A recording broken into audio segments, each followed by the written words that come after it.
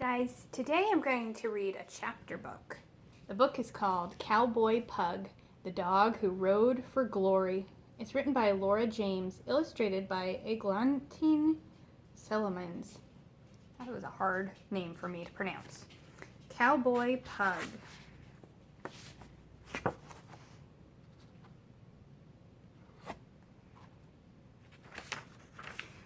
For author and his muse.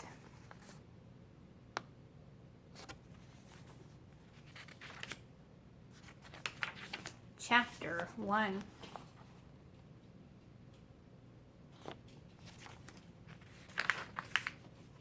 It was an ordinary morning at number 10, the Crescent. Pug was sunning himself in the front yard while Lady Miranda exercised her faithful steed, Pony. "Whoa there, boy!" Lady Miranda steadied Pony as she scanned the horizon. "Bandits at 2:30, she exclaimed. Pug didn't know much, but that didn't sound good. He took cover.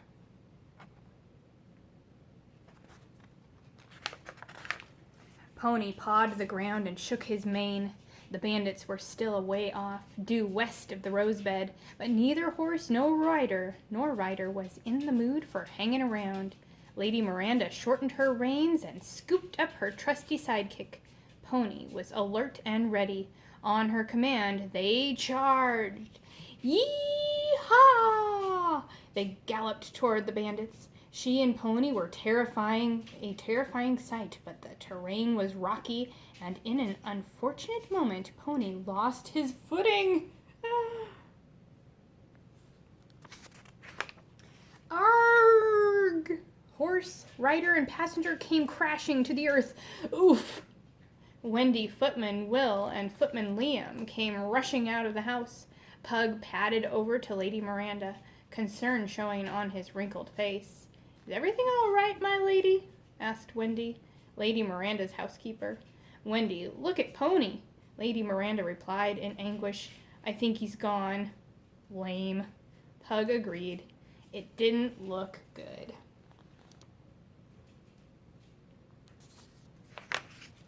"Footman Will, Footman Liam, bring the first aid kit quickly," Lady Miranda ordered as Pug comforted Pony. "We might be able to save him." It didn't take them long to bandage Pony, who was a very good patient. When Lady Miranda said Pony was out of danger, they led him back to his stable for a rest. "Well, that's a relief," sighed Wendy. "All's well that ends well, that's what I say."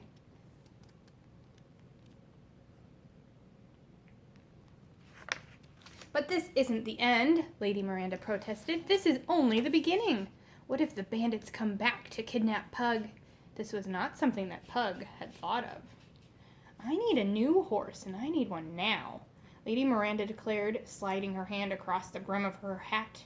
"Footman Will, Footman Liam, fetch the sedan chair. We're going horse trading."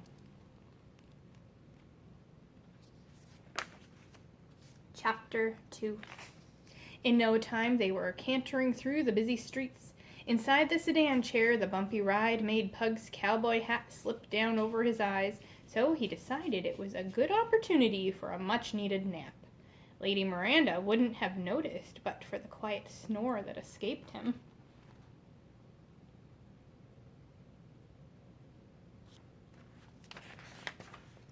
"Pug," she nudged him. "Wake up! We're here!" They had arrived at some very fine-looking riding stables. Footman Will and Footman Liam dropped the sedan chair, and Lady Miranda clambered out with Pug under her arm. Pug sniffed the air.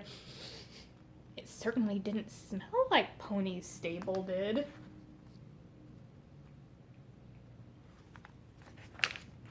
Lady Miranda gently put Pug on the ground and went to find out who was in charge.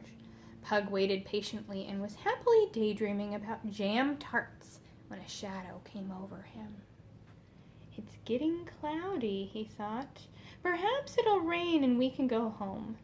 Suddenly, a freak gust of wind lifted his cowboy hat clear off his head. Is that a gust of wind?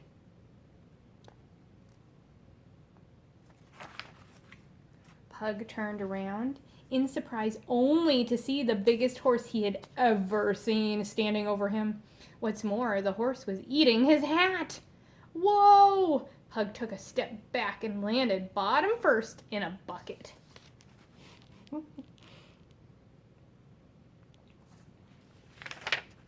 The very big horse nuzzled him. Pug wrinkled his face. He missed Pony. Thankfully, at that moment, Lady Miranda came back. I can't find anyone to sell me a horse. She stopped when she saw Pug. You clever boy, she exclaimed. You found me a horse. Before Pug knew what was happening, she'd scooped him out of the bucket, grabbed the reins, and was attempting to get on the very big horse.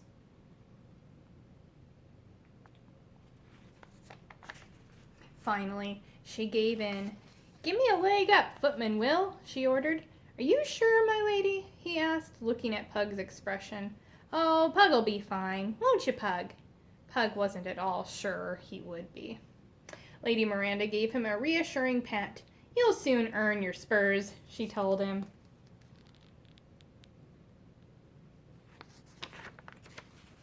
When finally in the saddle, Lady Miranda decided her new steed needed a name. I named this horse, she began. I named this horse Horsey.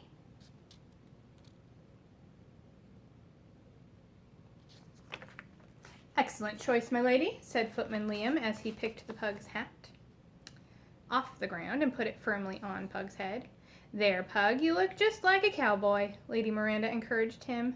Pug didn't feel the least bit like a cowboy. In fact, he felt quite dizzy, but before he had a chance to get used to being so high up, he realized they were surrounded. There were bandits everywhere. Not now, Pug worried. Oh, look at the bandits. Do the chickens look scary to you? Me neither.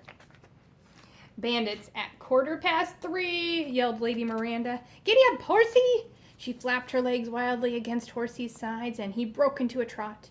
Pug bounced up and down in the saddle. For once, he was glad he hadn't had his mid-morning snack. They were going very fast. Horsey also seemed to have food on his mind, because a tempting bag of hay caused him to take a sharp left at the very same moment that Lady Miranda shouted, Right!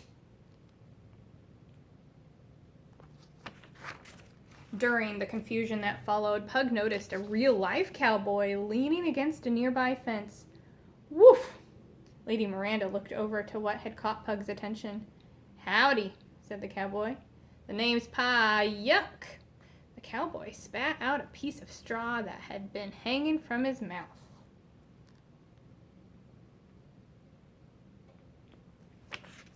Lady Miranda burst out laughing. Yuck? What kind of name is that? No, wait, said the cowboy. My name's not Yuck. My name's Frank. Just Frank. Lady Miranda, said Lady Miranda's introducing herself. And this is Cowboy's Pug. Cowboy Pug, she added. Pug kept quiet. Was he friend or foe? It was difficult to tell. Well, howdy, Miss Lady Miranda and Mr. Pug. You want to see a card trick? It's Lady Miranda and Cowboy Pug, and no, we don't want to see a card trick. Frank wasn't prepared for this answer. Who didn't want to see a card trick?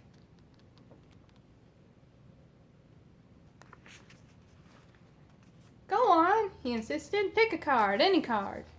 Lady Miranda sighed and pulled out a card of the pack. Pug took a look.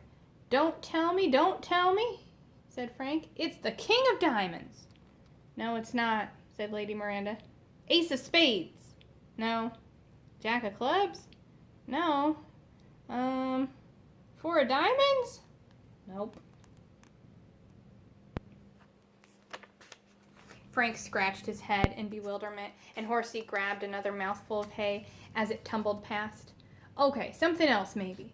Frank changed tack. I know. I can make myself disappear in a puff of smoke. Do you want to see that? That sounded better. Pug definitely wanted to see that. Okay, replied Lady Miranda. Woof, agreed Pug. Pleased, Frank spun around and around, chanting, Alakazam! Big frying pan! I'm a rocket man! At the same time, there was a big bang and a teeny-weeny puff of smoke. Pug didn't dare look. Horsey bolted straight into the back of a nearby trailer. And before anyone knew what was happening, a man came along and shut the trailer doors. "Hey!" shouted Lady Miranda. "Woof!" said Pug. But it was too late. The driver started the engine and sped off. They'd been rustled.